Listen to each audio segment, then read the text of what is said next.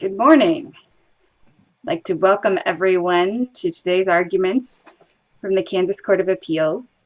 Before we get started with the argument in our second case today, I'd like to take a minute to introduce our panel members to those who may be observing.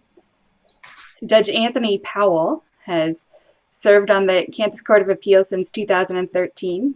He's in Wichita, where he also served as a district court judge for 10 years. And Judge Patrick McEnany from Johnson County served with our court for 15 years before retiring in 2019 and has been serving as a senior judge with our court since that time. Before he joined the Court of Appeals, he served as a district judge in Johnson County.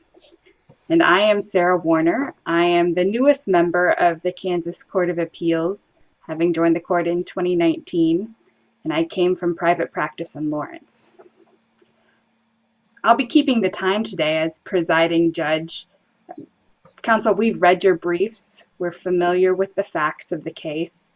But for the sake of any public who may be observing today's argument, I am going to, at the outset, give the appellant an extra 30 seconds to a minute to just sum up the facts of the case to provide some context. At this time, I would like to call the second case on this morning's docket, and that is case number 120996, State of Kansas versus Paige Hatfield. Would the parties please state their appearances? May it please this court, the appellant, Paige Hatfield, appears not, but through her counsel, Stacy Schlimmer. May it please the court, I'm Jacob Gonteski. I represent the plaintiff, the appellee, the state of Kansas. I'm present and ready for argument. Thank you. Both sides have 15 minutes for their arguments today. Ms. Schlimmer, would you like any rebuttal? Yes, Judge, if I may have 2 minutes for rebuttal and ask to stand on our brief for any issues that we do not reach in our argument. 2 minutes are granted. Ms. Schlimmer, you may go on ahead and proceed. Thank you.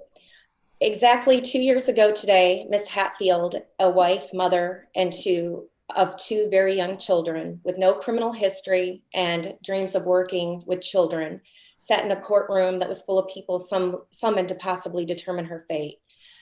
As I sat on one side and co-counsel sat on the other, we were hopeful because we believed in this system called justice.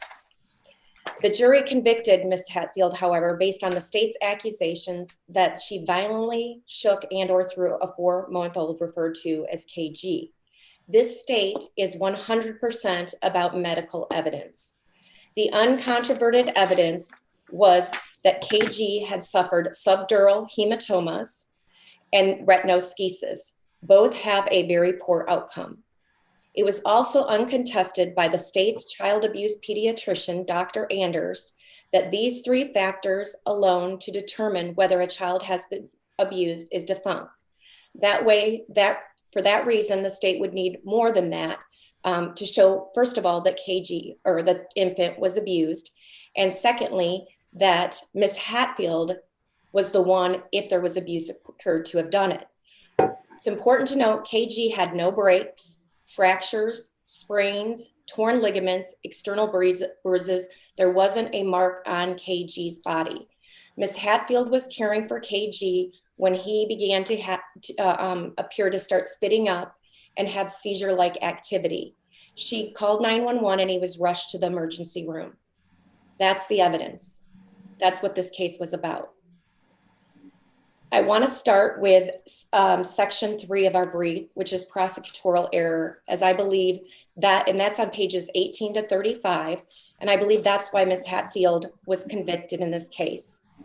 Although there was not one sign of an external injury, the first and last thing that the prosecutor told the jury that KG had a neck contusion in a case where they're accusing her of shaking the baby.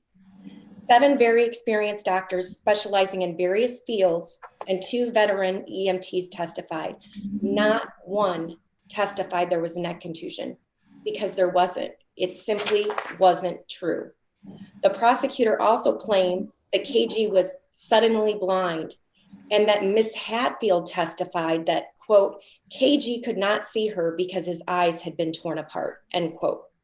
Again, there is no evidence whatsoever that that was the testimony. The prosecutor made up that evidence to try and tie injuries, very serious injuries, to this infant. Just like the prosecutor made up the fact that there were second opinions to bolster Dr. Anders' testimony. Now, the state in their brief, Mr. Gonteski claims Dr. Scheller, the defense expert, supported those statements. What Mr. Gonteski failed to point out to was that on redirect examination, and this is volume 16, pages 62 to 63, Dr. Scheller testified he could not establish the opinions of Madonna or St. Luke's Hospital. But the prosecutor claimed in closing argument that Children's Mercy Hospital had second opinions, that were second opinions. Also, that there were multiple impressions. In State v. Chandler, our Supreme Court found it confounding that the state during oral argument would attempt to argue that a witness established testimony when it truly did not. The next two errors involve key witnesses, and I want to briefly explain their testimony because it can be somewhat confusing. Dr. Nielsen, a pediatric neuroradiologist, 20 years experience, 10 years at Children's Mercy. The state called him to testify and entered Exhibit 15, which was numerous slides with a number of CTs and MRIs from different dates. It's very important to note that Dr. Nielsen gave his opinion about the timing of blood for the injury on two different types of images on two separate dates. The first one was a February 8th MRI, taken 8 days after KG was admitted. Dr. Nielsen said the blood appeared to be 1 week to 3 or 4 weeks old. Then we have a January 31st, 2000 CT. This was the first image of KG 2 hours after the state alleged Ms. Hatfield injured KG. Dr. Nielsen testified this blood is from about 12 hours to 3 to 4 days old. It is testimony from this January 31st, 2017 scan that the prosecutor misrepresented because it's so damning. The state counsel, but in light of the fact that there was, that there were perhaps discrepancies in the testimony, or at least differences in the testimony for Dr. Nielsen, that was still evidence that was presented to the jury, right? And that's still evidence that the prosecutor could argue in closing argument. Judge Warner, I'm glad you brought that up because that's why it's so important. There's a February 8th MRI and a January 31st CT. In the state's brief that supports the January 31st finding, and this is so important, the January 31st testimony does not come into play until redirect examination. All the testimony prior to that, everything that had the key buzzwords that Mr. Gonteski used in his brief that said partially this and I can't tell this, came from an MRI.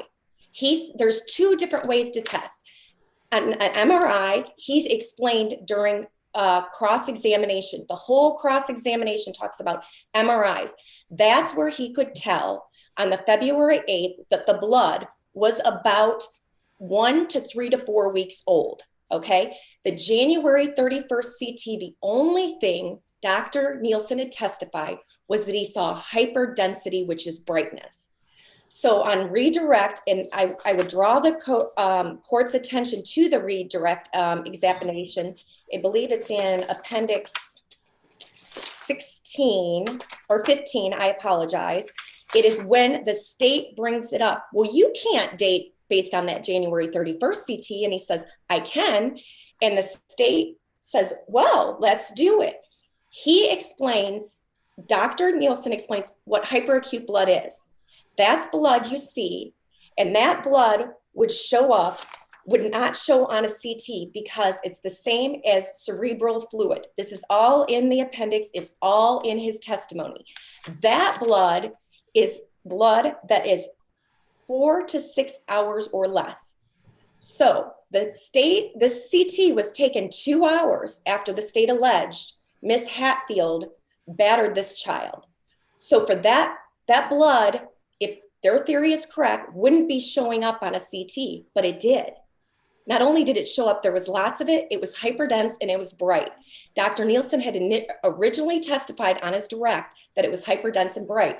That is when he says that blood shows up when it is 12 hours to 3 to 4 days old. So Counsel, I appreciate that the scientific evidence in this case was interesting and conflicting. yes. And I understand that the facts were also hotly contested, let's say, throughout the course of the trial and afterward. But it strikes me that what you're discussing right now is a compelling argument that I'm sure you presented to the jury. Isn't the state allowed to present a similarly compelling argument regarding their read of the evidence to the jury during closing argument? Absolutely, based on the evidence. That's what prosecutorial error is. You cannot state things in closing argument that are not supported by the evidence. And Judge Warner, that's what the state wants you to believe. This is there's so much conflicting information here. There's not. If you read the transcript, it's black and white. It is completely black and white what Dr. Nielsen's testimony was. He never said, oh, that looks about 12 hours. That was key testimony. They can't misrepresent testimony. The jury relies on it. He can't argue there's a neck contusion and say, well, in preliminary hearing, there was evidence of a head contusion. There's no evidence in the trial there's a head contusion, except for when Dr. Anders realizes, well, about 8 days later, there was this bump on his head that could have been evidence of a contusion, but it also could be from him laying so long. So we've got multiple things going on. There's no neck contusion. You cannot tell a jury on all evidence, and you can't confuse the jury with evidence. This is the prosecutor in his closing said, medical cases can get complicated. This is complicated, or this isn't that complicated. He actually said it's pretty simple. Well, the only way it can be simple is if you understand the evidence. And if you thoroughly read Dr. Nielsen's testimony, it's damning to the state. That's why I'm trying to parse out up until redirect all these statements that the prosecutor puts in his brief, Mr. Ganteski, in general terms and broad terms. That's about classifying it. But then he talks about times for each of these. We can roughly say the newest blood is roughly less than 12 hours. That's for timing an MRI. The January 31st timing, based on the neuroradiologist with 20 years experience, when Dr. Anders actually said he had to refer to a radiologist to determine what it means to have dark blood versus light blood. And this isn't the only time they did it. Dr. Scheller's testimony was clear. Judge, if you look at Dr. Warner, if you look at Dr. Scheller's testimony, the state's brief claims he changed his testimony to something significant happened, or nothing significant happened, to something significant happened. But the state puts nowhere in its brief where Dr. Scheller did that, because it doesn't exist. What happened is Dr. Scheller explained that he saw this white clotting area, this white cottony area. It's a clot. He said, when that occurred, we don't know, and that's the subdural hemorrhages. We don't know. It's within the last 72 hours. It could have been the 30th. It could have been the 31st. I don't know. Then he described a second observation. There was this dark stuff that he saw. And he showed the jury with the cursor. This is the dark stuff. And it's in the brain in a symmetrical fashion. He was asked if that was old blood. Now, this is so huge because he was consistent. He said he didn't believe it was old blood because that would take a significant traumatic injury, like a car accident or something like that, to cause that. What Dr. Scheller believed it was, and he testified this on direct examination, a minor head trauma. And he uses the example, like a bathtub and fluid starts to collect. It's a minor trauma where the layers of his skull separated and caused fluid to seep in. And that's what caused the cottony image that you see, which is the subdural hemorrhage. That was his opinion. Now, the state never puts that in his brief about how he believed that it was a fluid. They only refer to the testimony that he said it's not old blood. It's not old blood because it's not a significant injury. He would have had to have been brought to the emergency room. He would have had a car accident or something traumatic. What it is fluid, and he believes it's something minor that occurred. So the state then says that Dr. Scheller changed his testimony when he was asked, hey, some of the experts said whatever happened in October couldn't be from what caused him to present. Dr. Scheller specifically says, and this is Appendix 16, and it's right there, it's black and white, this transcript. He says, well, let me backtrack, and he explains, if the infant wouldn't have been brought to the emergency room for the subdural hematoma, okay, on January 31st, but instead had a CT follow-up to compare to his October 5th, what we would have seen was separation of layers and accumulation of fluid. So he says, so no, I disagree. I believe something happened in October, November, December, separated the layers covering the infant's brain, and fluid seeped in. This is key because this is the testimony that the state is saying he all of a sudden is saying something significant, and they think they have an aha moment.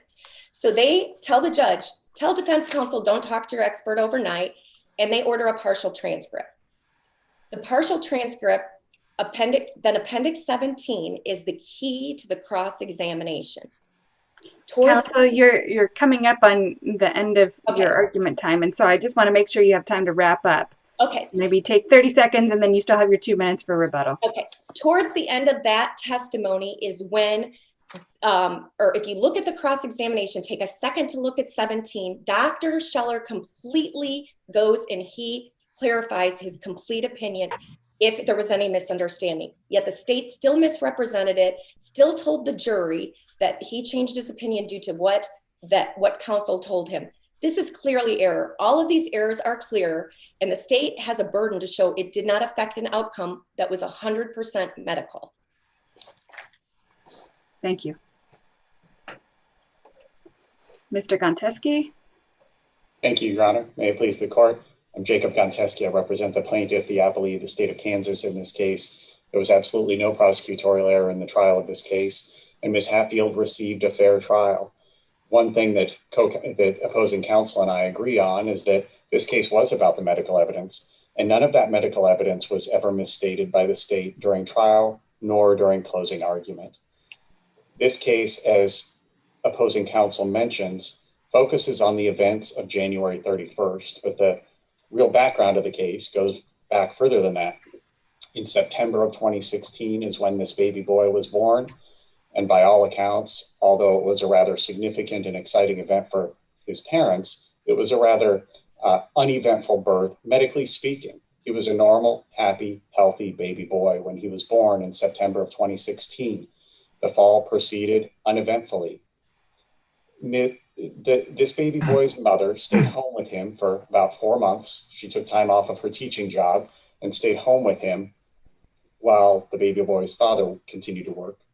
By January of 2017 is when this baby boy's mother needed to return to work. And so she sought out childcare for him. That's when she encountered Ms. Hatfield, the defendant, who was operating this unlicensed daycare out of her home. And that's when the two engaged into a contract for her services to care for this baby boy. And he began going there in early January. By late January, January 31st, that was his 12th day in the defendant's care. It was his last day in her care. And that day started like all the others. It started uneventfully. He slept well the night before. His parents recounted the morning as being rather uneventful, like all the others that came before it. They took him to Ms. Hatfield's house. The morning proceeded uneventfully too. Ms. Hatfield even sent a text message to the baby boy's mother, showing a photo of him that morning, showing him normal and fine and happy and healthy and so on. But by the middle of the day, that was no longer the case. By the time, just shortly after 1 p.m. is when this baby was taken to the hospital and he was no longer even breathing on his own. The EMTs that responded and the other officers that responded noted that this baby boy was clearly in great distress. He needed life-saving measures. And that's what was put into place at Overland Park Regional Medical Center. And then he was very shortly transferred to Children's Mercy. The state presented the evidence through 6 doctors that treated this baby boy.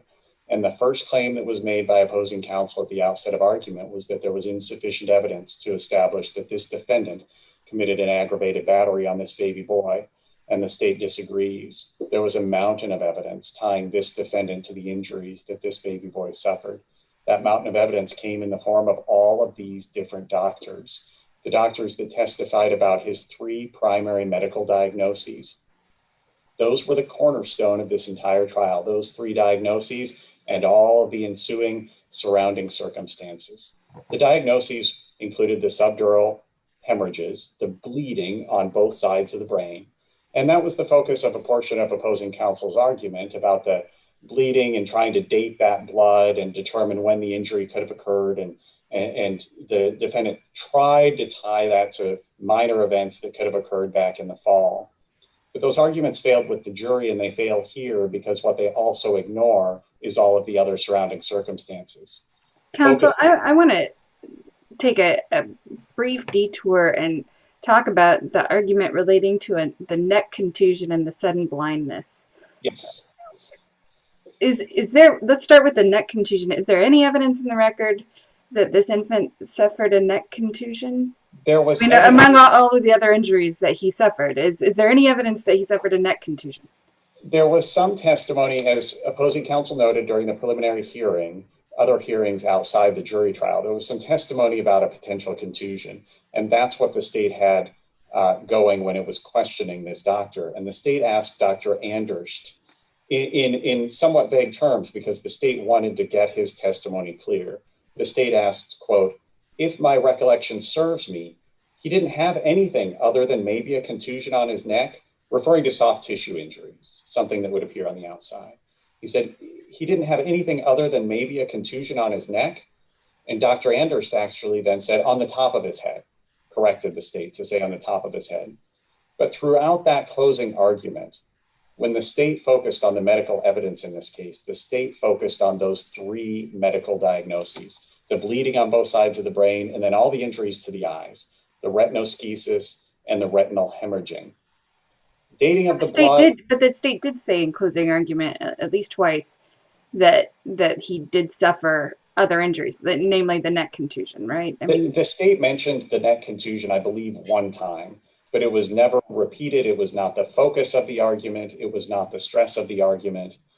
And Dr. Anderst's testimony, while not crystal clear, was not clearly indicative of anything that the state misstated in closing. Dr. Anderst, the question that was posed to him was, if my recollection serves me, he didn't have anything other than maybe a contusion on his neck. Dr. Anderst said on the top of his head. So there was that correction that there wasn't something on the neck, but maybe there was something on the top of the head.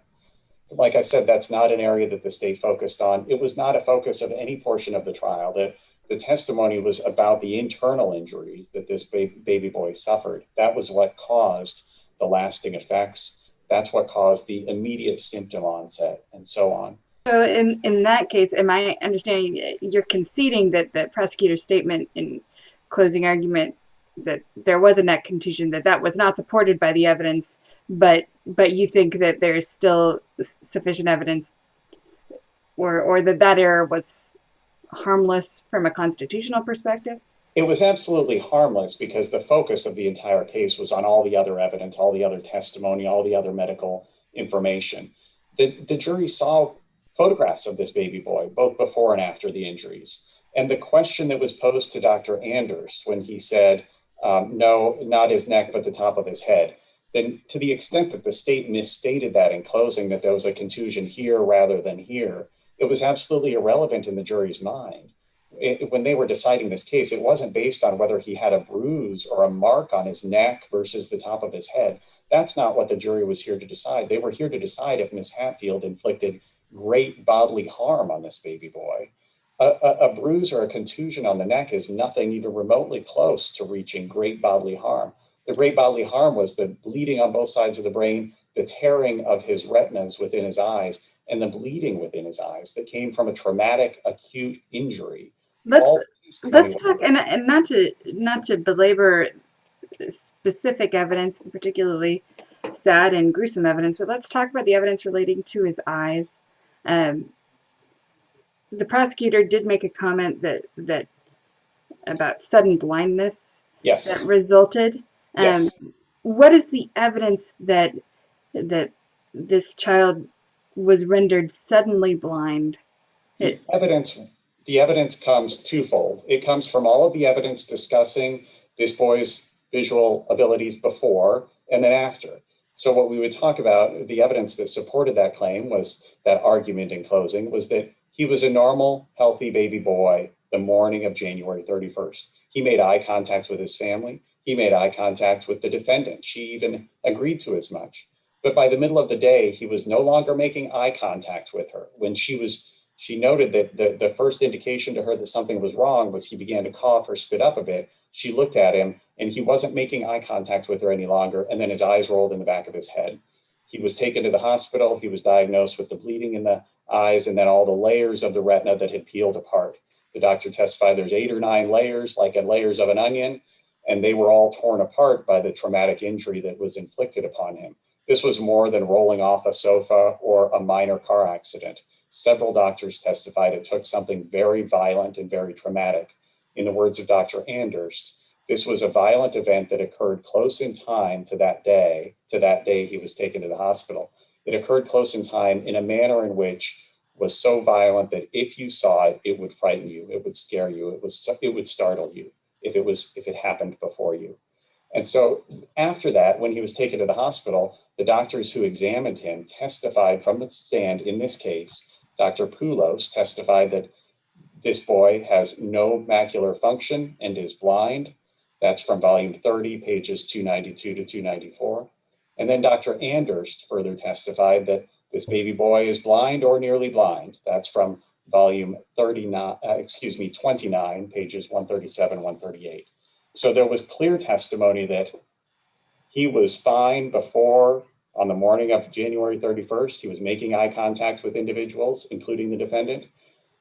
This event happened around the middle of the day. He was taken to the hospital and he was diagnosed with retinoschisis, retinal hemorrhaging, and bilateral subdural hematomas. And by then he was no longer able to see. That's what the state's argument was. He was rendered blind by this event. I don't believe it can be disputed that that's what happened. That's what the medical evidence was. There were multiple impressions from doctors. Those were the words of the state in closing. The state never said that there was a second opinion, which is really a medical term of art, but there were multiple impressions from doctors. The jury even heard them. The jury heard from the 6 doctors presented by the state, whose testimony did overlap in all the significant ways. All the 3 primary diagnoses that were made about the traumatic injuries to this baby boy, about the quick onset of symptoms that would have occurred from this traumatic event. The symptoms would have shown up immediately or within minutes, was the testimony of more than one doctor. And so that was the cornerstone of the multiple impressions that the state referenced. When it comes to Dr. Nielsen's testimony, he did give many qualifiers to his testimony about dating or aging blood in imagery. And he said, we can roughly say, we can give numbers plus or minus.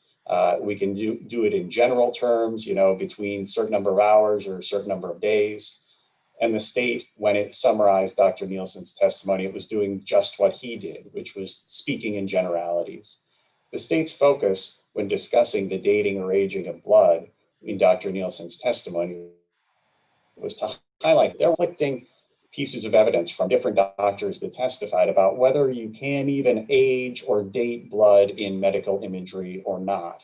Some doctors said you could, some doctors said you could do it to a somewhat narrow time frame. Other doctors said that's really something vague and only can be done in generalities. And other doctors said, no, I don't rely upon that because it's simply not reliable. The medical literature backs up the fact that it's simply not reliable. The state's appendix, which is the medical literature that Dr. Anderst relied upon when he formulated this diagnosis, it's recounted, it's reproduced in the state of Appendix A of its brief. The medical literature supports the notion that dating or aging of blood should be done very cautiously, if at all, and it should not be relied upon as a primary factor. It wasn't here. It wasn't relied upon because it wasn't crystal clear. But the defendant nevertheless was able to present the testimony through her theory that she wanted to argue that these injuries that this baby boy sustained that afternoon on January 31st were the result of events from before that. She was never impeded from making those arguments and presenting her own expert to that effect. When it comes to the sufficiency of the evidence in this case, the jury was confronted with that conflicting evidence. And when reviewing a sufficiency claim such as this one, this court is duty bound to view inferences in favor of the state. Conflicting evidence is resolved in favor of the state because that's presumably exactly what the jury did. It received both of these arguments and it resolved them in favor of the state and in favor of convicting Ms. Hatfield for this event. Retinoschisis, retinal tearing of the layers of the eye, and retinal hemorrhaging are not events that came about as a result of a minor fall months before, or a car being bumped by another car on a residential street. These are not the kinds of events that would result in this type of acute traumatic violent injury months later. That was the testimony that supported the conviction in this case. The focus on things like dating of the blood and the brain bleed and the number of hours and so on, what it really neglects to recognize is that this boy had other severe injuries that were not months or days old. They were injuries that came about that day when this baby boy was in the defendant's care. When Dr. Anders testified about his diagnosis of abusive head trauma in this case, he did so very clearly explaining he was not relying upon this triad of symptoms alone. He cannot do that. He testified to as much. He said, when I'm presented with potential abuse cases, about half of them I'm not able to substantiate abuse, and in the other half, my conclusion is that the evidence does support a conclusion of abuse. That was the case here. He took the medical diagnoses, the history of the child, and he coupled that with the witness statements from the day of the event and from the background beyond that. And when coupled all of those things together, that's how he came to the conclusion of abusive head trauma. That's why his diagnosis was supported. There was no other explanation. A television didn't fall on this child. A large bookcase didn't fall on this child. He didn't fall out of a third-story window. He wasn't in a traumatic crash on I-35 in the morning on the way to his childcare. He suffered these injuries at the hand of the defendant, and that's what the jury concluded. That conclusion was reasonable based upon the witness testimony, based upon the conclusions of Dr. Anders and all of the other doctors that the state put on the stand in this case. Counsel, you're at the end of your time. Do you want to take a few seconds and wrap up, or? I would appreciate a few seconds to wrap up. Before I do so, I would welcome any questions the court has on any of the remaining issues that have been briefed in this case. I'm more than happy to discuss any of them that the court would like to hear about. Dr. Anders' conclusion did not supplant the jury's decision-making process in this case. And in conclusion, the state would posit to this court, this defendant received a fair trial. She was able to present her theory of the case throughout the trial. She was able to present her own expert to that effect. And the jury resolved the conflicts between these experts in favor of the state's witnesses and the state's expert. That sufficiency supports this conviction. I'm asking that this court affirm the conviction and sentence in this case. Thank you. Any other questions from the panel for Mr. Gunteski? Is the high degree of violence associated that's necessary to bring about this separation of the retinal layers, is that consistent with not also having neck bruises? It is. The testimony from Dr. Anders was that these types of injuries can either come from trauma or a medical event, some naturally occurring medical event within. Under your theory, your theory that it was traumatically induced. Yep. Could it be traumatically induced with the level of trauma and violence that you've described, and not necessarily, and there not being evidence of bruising on the neck when the child's head is shaken? It can be, and the testimony, what would support that is that it can be through a shaking or even a throwing onto even something like a soft surface, where there wouldn't necessarily be obvious external injuries, but where there was very rapid acceleration or deceleration that would cause this type of traumatic tearing of the eye. And the testimony was also that there could be injuries just beneath the skin that were not evident to doctors here because there was no autopsy done. In a lot of cases, there's an autopsy done where the doctors are able to further examine the types of injuries that may occur on a neck or under the layers of the skin and the skull. Here, this baby boy survived, even if barely, but he survived. And so that type of examination wasn't able to be done. But the testimony was that these types of events can either come from trauma or they can come from a medical event. There was no medical event that occurred that doctors could find that explained these three diagnoses. And the testimony was that they could still occur without visible external injuries. And that's what the doctors testified to in this case. Any other questions from the panel?